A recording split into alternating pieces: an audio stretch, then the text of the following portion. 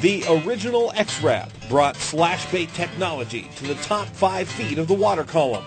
And now, Rapala slashes the depth barrier with the new X-Rap Deep 10. It brings all the same X-Rap features you depend upon in the shallows down deep where the big ones lurk.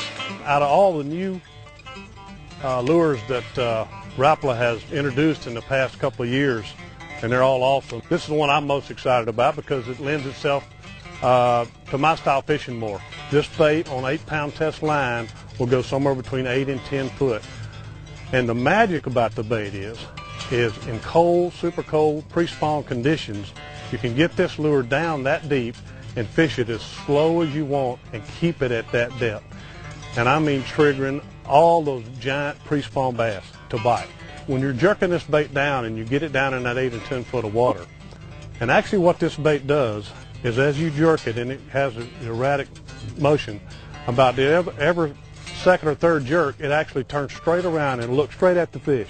I mean, it's the most incredible action. You've never seen a bait like it. You're almost making these fish feed on this bait, which is, you know, in the fishing business, that's like magic. When you can actually make a fish bite when you want to, this is what this lure will do for you in the pre-spawn conditions when the water temperature is cold.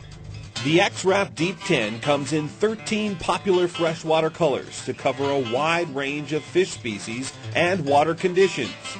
It features the same textured translucent body and internal holographic foil as all X-Raps to create a realistic portrayal of the little fish that bigger fish like to eat.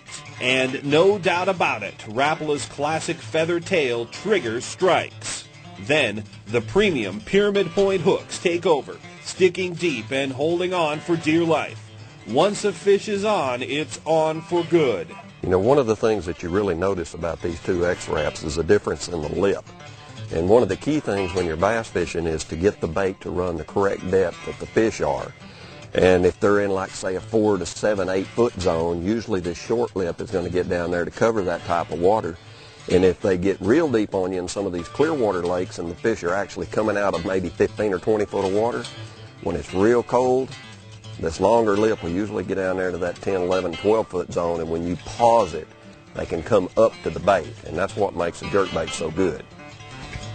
Did you see that one, Thumper? Golly, he hammered it.